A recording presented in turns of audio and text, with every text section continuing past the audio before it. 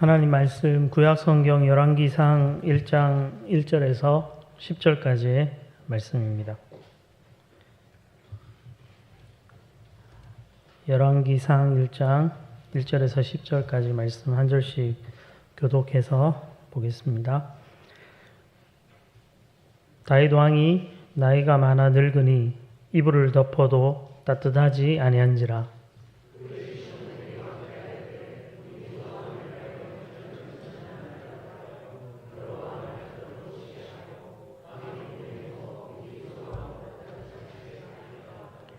이스라엘 사방 영토 내에 아리따운 처녀를 구하던 중 수넴 여자 아비삭을 얻어 왕께 데려왔으니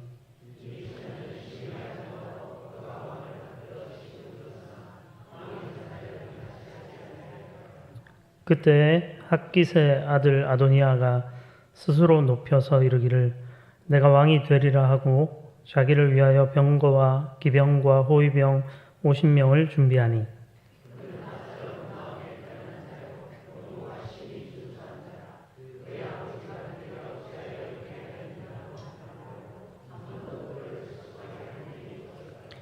아도니아가 스루야의 아들 요압과 제사장 아비아달과 모의하니 그들이 따르고 도우나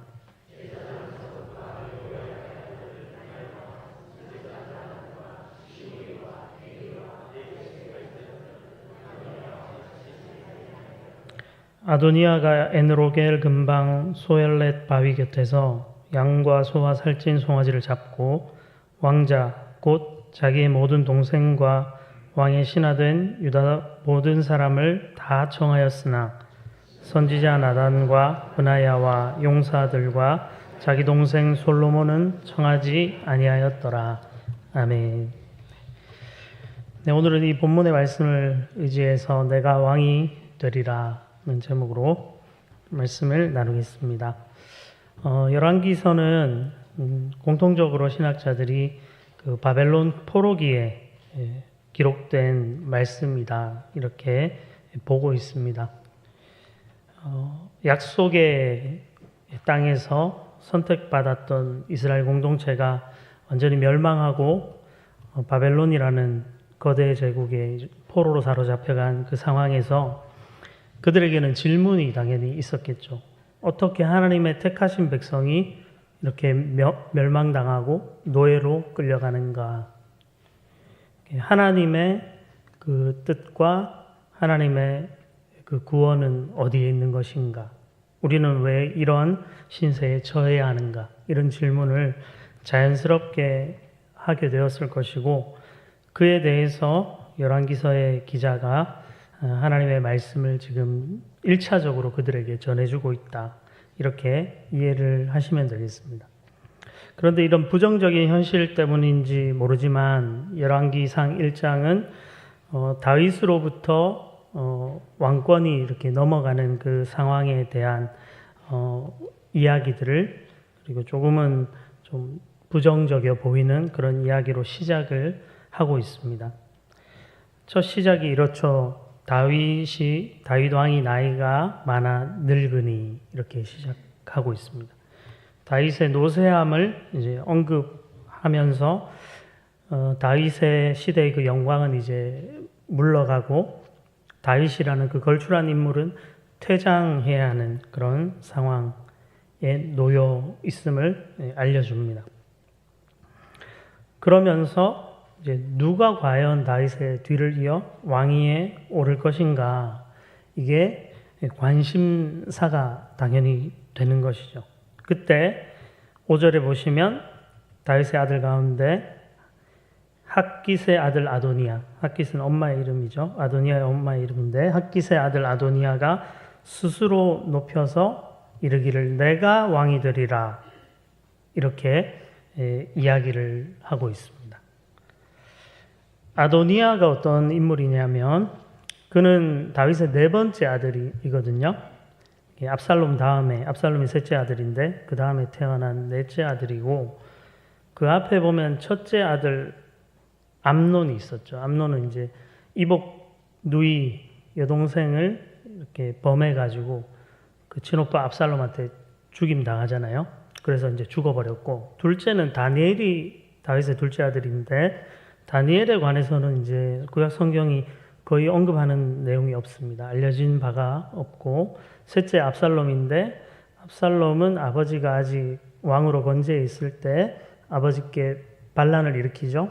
그래서 결국 죽죠. 그러니까 앞선 형들이 지금 다 죽거나 영향력 없는 상태가 딱 된 것입니다.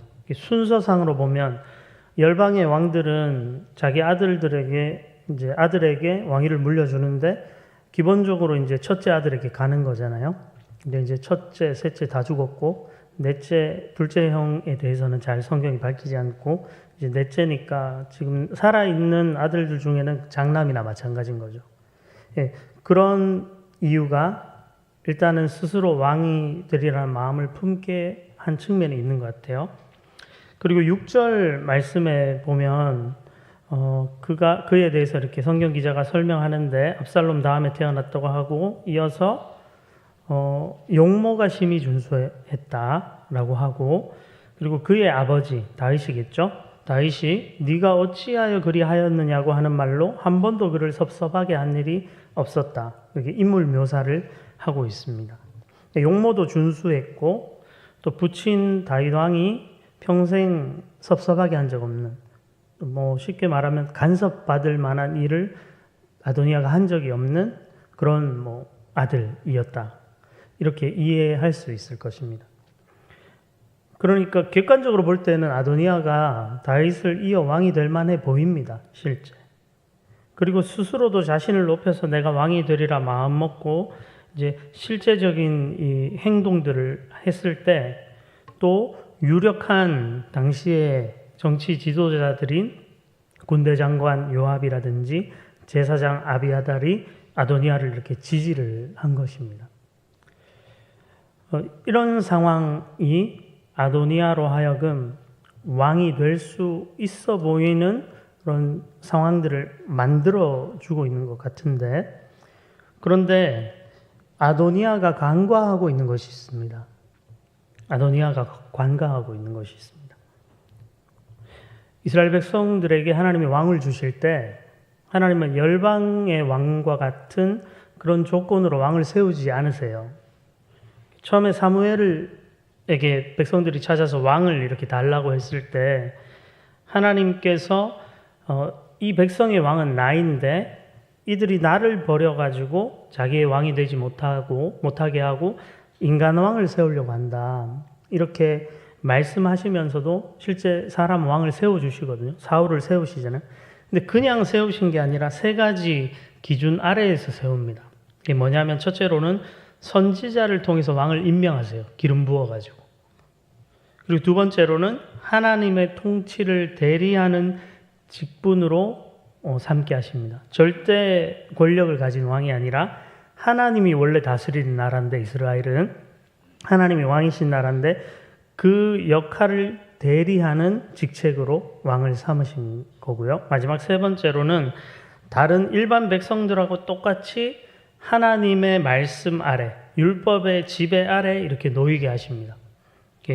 아무리 이스라엘의 왕이 됐다고 해도 무소불위의 권력을 휘두르는 그런 열방의 다른 나라 같은 권력자가 아니고 하나님의 말씀에 순종함으로 하나님의 이 통치를 대리하는 그런 직책으로서 왕위를 이렇게 이어받아야 하는 거죠.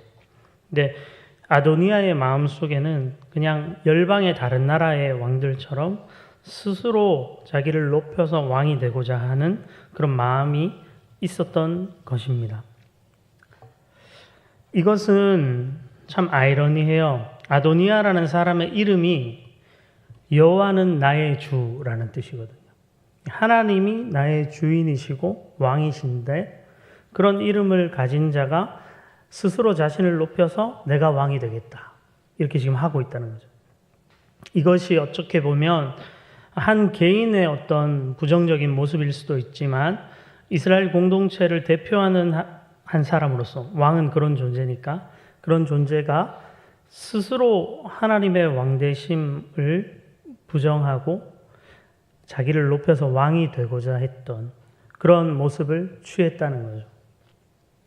이것은 비단 아도니아 개인의 문제만이 아닙니다. 사사 시대에도 성경에 보면 기드온의 아들 아비멜렉이 사사 기드온이 죽으니까 형제 70명을 일시에 한 날 다 죽여버리고 세겜의 왕으로 자기가 등극하죠. 그리고 나아가서 이스라엘 왕으로 군림하려 했습니다. 아도니아의 바로 위의 형 압살롬도 아버지 다윗이 아직 건재할 때에도 반역해서 스스로 왕이 되고자 했죠. 이건 인간이 하지 못하는 바가 없는 힘을 소유하기 원하는 존재라는 것을 우리에게 알려주고 있습니다. 사람이 범죄했다는 것은 다르게 말하면 하나님이 나의 인생의 왕이 아니시고 내가 내 삶의 왕이 되는 것, 이렇게 다르게 표현할 수 있거든요. 우리는 모두가 스스로 높여서 사실 내 삶의 왕이 되고 싶은 거죠. 내 인생의 왕이 되어 살아가고 싶은 것입니다. 하지 못하는 바가 없는 힘을 소유하고 싶은 거죠. 아도니아의 이름이 여호와는 나의 주, 나의 주님이라는 이름이었는데 그가 스스로 왕이 되고자 했던 것처럼 우리는 그리스도인들이잖아요. 예수님의 사람들이지 않습니까? 그런데 우리가 삶의 현장 곳곳에서 우리 자신을 스스로 높여서 내가 내 삶의 왕이 되고 주인이 되고 싶어 하는 것은 아닌가 하는 것을 오늘 말씀을 통해서 돌아봐야 할 것 같아요. 교만함과 악함을 하나님은 싫어하십니다. 그것을 우리는 경계해야 합니다. 서로가 서로를 향해서 더 능력 있고 힘 있는 사람이 되라고 부추기는, 그리고 경쟁하는 이 치열한 우리 시대에서 교만과 악함이 어떻게 보면 이 세상을 살아내는 아주 좋은 그런 방편이 된다고 배워가는 이런 시대에서 우리는 하나님이 우리 삶의 왕이시고 그분의 말씀과 뜻 안에서 살아가야 한다는 것을 늘 기억해야 합니다. 왕이신 하나님이 우리를 여기에 세우셨고 언약의 직책, 하나님의 백성으로서 왕같은 제사장으로 이 땅을 살게 우리에게 허락하셨고 또 하나님의 말씀의 그 다스림 아래서 살아가게 하신다는 이 사실을 놓치면 구약의 이스라엘 백성들이 바벨론의 포로로 사로잡혀갔던 그 실패를 했던 것처럼 어쩌면 우리 개인의 삶에 이런 실패들이 찾아올지도 모르는 거겠죠. 그렇기에 여러분의 삶에 진정한 왕 되신 하나님을 의지하고 하나님을 바라보고 그 말씀 안에 살아가는 은혜가 있으시기를 간절히 소망합니다. 두 번째로 이렇게 권력을 가진 자 옆에 보면 그와 함께하는 사람들이 이렇게 생겨납니다. 아도니아 옆에도 마찬가지였죠. 스스로 왕이 될 수 있다고 믿었고 왕이 되려는 시도를 이제 구체적으로 하니까 그에게 동조하는 사람들이 있습니다. 7절에 아도니아가 스루야의 아들 요압과 제사장 아비아달과 모의하니 그들이 따르고 도왔다. 이렇게 말씀합니다. 요압은 다윗의 군대 장관이었습니다. 다윗의 조카이고 아도니아 입장의 사촌인데 그를 지지한 것이고 아도니아를 지지한 것이고 제사장 아비아달 같은 사람들도 함께 모의하고 아도니아를 왕이 되게 만들 킹메이커가 되기를 자처했던 것 같아요. 그가 가진 외적인 여러 조건들이 왕이 될 만해 보였을 것입니다. 반면에 또 8절에 보면 제사장 사독과 여호야다의 아들 브나야와 선지자 나단 그 밖에 다른 사람들이 아도니아와 함께 하지 않았죠. 아도니아를 지지한 편도 있었고 아닌 편도 있는 것입니다. 이 말씀 우리가 그냥 겉으로만 보면 누가 누구와 함께 하느냐가 이게 중요해 보입니다.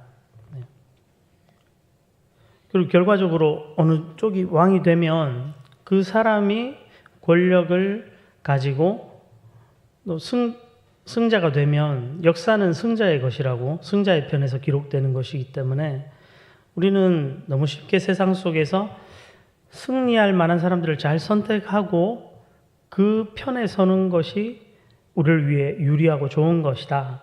이렇게 배우고 또 그렇게 선택하면서 사는 거죠.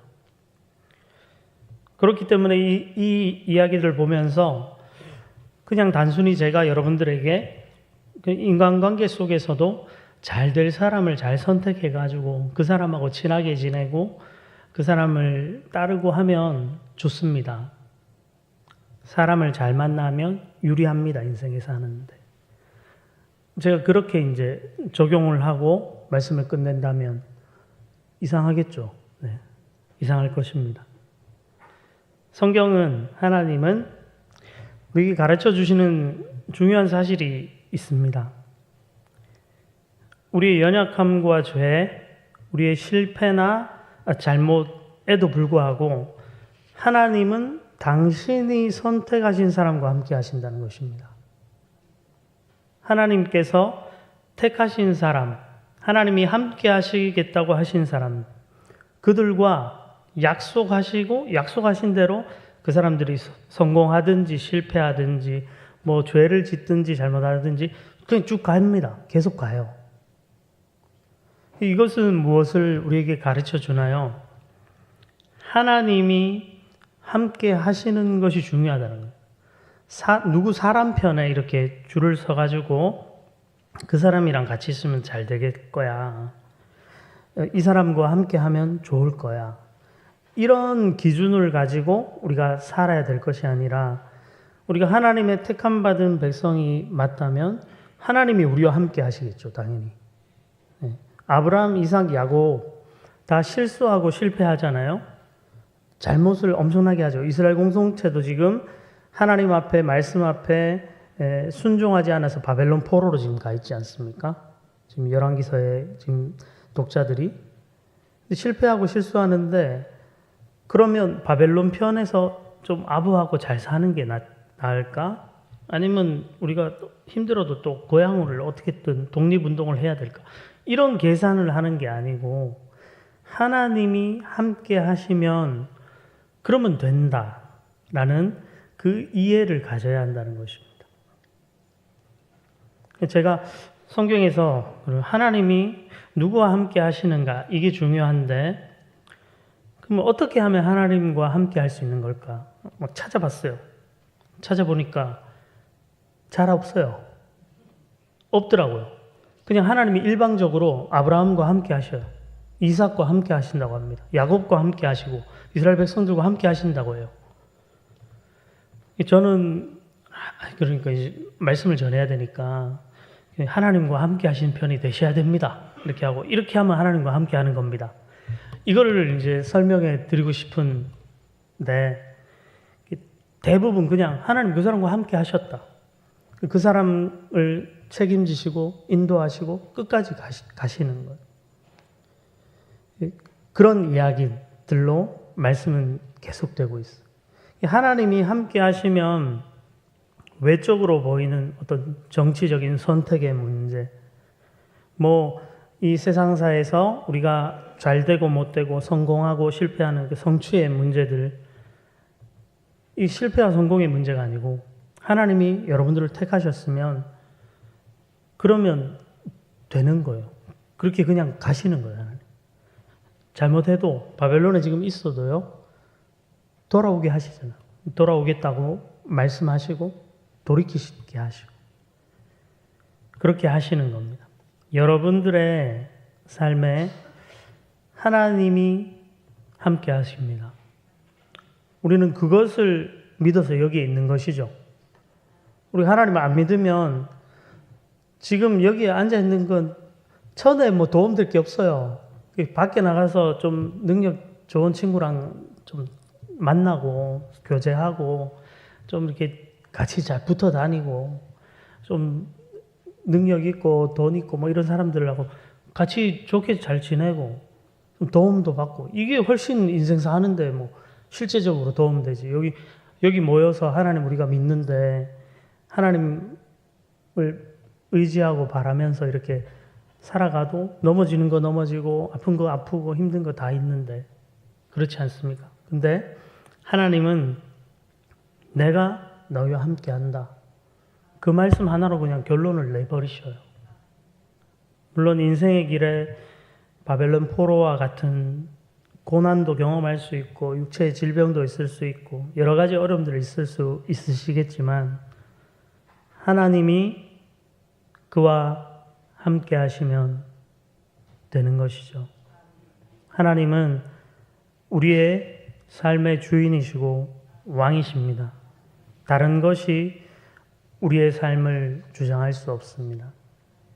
오늘 이 실패의 이야기로 열왕기서를 시작하는 이 내용을 우리가 묵상하면서 실패와 같은 우리의 삶에 하나님이 왕이 되시면 그것으로 충분하다.